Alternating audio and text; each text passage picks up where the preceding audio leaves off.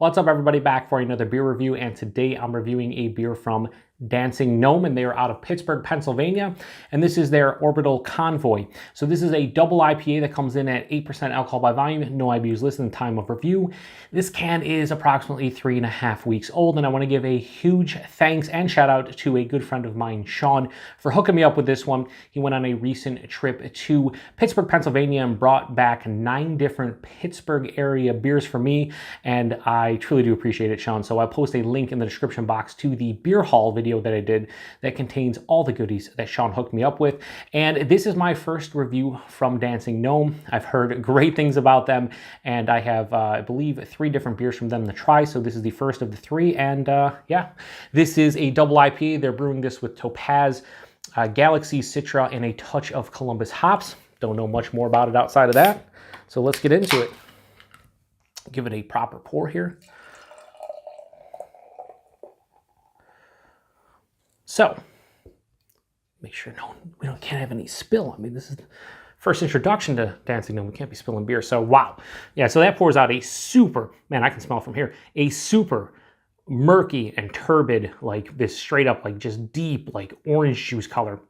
About 1.5 fingers of an off-white, almost eggshell white head. Very creamy looking on top. Almost looks like, you know, the head of a hot chocolate or something. Super creepy looking. Yeah, that's impressive. The look of this beer is impressive. Let's see if the nose is as well. Yeah, wow. Wow. Well, there's a, hang on.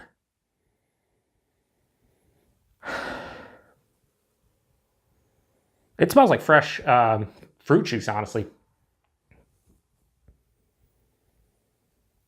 There's like a little bit of like, not using mosaic in here, but I'm getting like nondescript red berries, but then I'm getting like huge stone and tropical fruit, tons of peach, almost like a sweeter peach gummy ring thing going on, honeydew melon.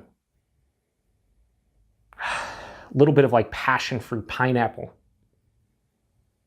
There is this like slight herbaceousness that is omnipresent and like blanketing the entire aroma, but it actually adds to it because this is full on fruit juice, and they don't brew this with any juice. So it's crazy what they can do from the hops and the yeast with this one. A little bit of a slightly like bready, almost crackery into biscuity. Like it definitely has a little bit of malt component there, but way underlying. Yeah, this smells awesome. I just want to sit here and smell it. It almost has like a little bit of vanilla. I would swear there's lactose in here if I was doing it blind, but apparently there's not. So anyway, let's get into it. Cheers, everybody, and thanks again, Sean.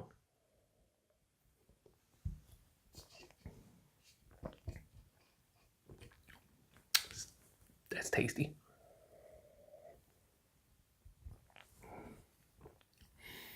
So when I, review New England style IPAs or double IPAs from breweries that I've never had before, regardless of the hype or, the quality or what people think about them, I always try to base it on, the body and mouthfeel of some of what I feel are the better New England IPA producers like Treehouse and Trillium, other half for me in my own mind.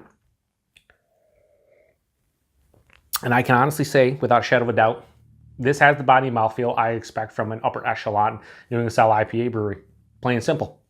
Body, this is higher side of medium body, low side of full body. At 8%, this is one of the bigger 8% double IPAs within the New England style that I've had in terms of the body. It's just like, it's not chewy, but it has like a thickness to it. Like an oily component too. The mouthfeel, smooth, definitely creamy, very soft, has carbonation, but you just know this is New England style IPA. If you're tasting it, don't even look at the beer. If you just taste it and you base it on the body and mouthfeel, you can definitely tell this is a New England style IPA. The flavors are all those aforementioned stone fruits and tropical fruits. Not getting as much as that berry and the honeydew, getting more like peach, mango, apricot, pineapple, passion fruit. It's also like a white grape thing going on. They're using Topaz. I'd imagine that's producing some of that, like white wine, white grape character I'm getting. It finishes, low to moderate bitterness on the back of the palate, semi-dry finish. Doesn't finish overly sweet. Like the first, say, 3/4 of the palate, very sweet. Tons of malt, tons of hops, just like juicy fruit. There's a little bit of underlying, like I said, bready, biscuity malt character.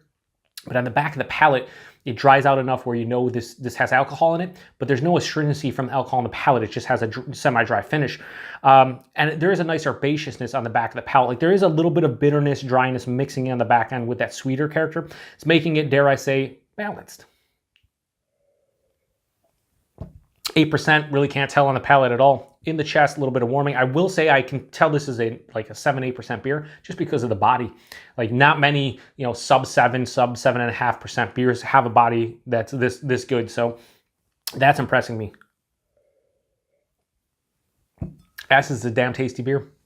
Yeah, it's just really good. This is my first Dancing Gnome beer, and just based on this beer alone, I kind of know why they have hype. I kind of know why people are digging them, especially in the Pittsburgh and the state of Pennsylvania, because this is on par with some of the better New England style IPAs I've had. At the same time, it's not overly complex in the taste. It's not like blowing me away from a flavor standpoint, but I just think the whole package is extremely well made. They've done a great job with this beer, and I'm giving it an appropriate rating. So Orbital Convoy from Dancing Gnome is going to give, I was debating 4.25, 4.5, but based on the body, based on the mouthfeel, based on just the enjoyment factor of this beer, I have to give this a straight 4.5 out of 5. It's a damn delicious beer. If anybody out there has had this one, let me know what you think about it, because yeah, I think this is up there with some of the best I've had. Now I'm really excited to get into the other two that I have from them, because if this one is any indication, those should be quite tasty as well. So once again, thanks to Sean for hooking me up with not only this beer, but all of the Pittsburgh beers. It's been so far super enjoyable to go through them all, and there's been some really delicious ones within the ones he sent me. Like Grist House is kind of surprised me. I haven't heard a ton about Grist House, and their beers have been really good. First one from Dancing Gnome, and yeah, they've done a great job with it. So appreciate everybody stopping by. Once again, thanks again to Sean and everybody else for checking out another beer review. Until the next one, cheers.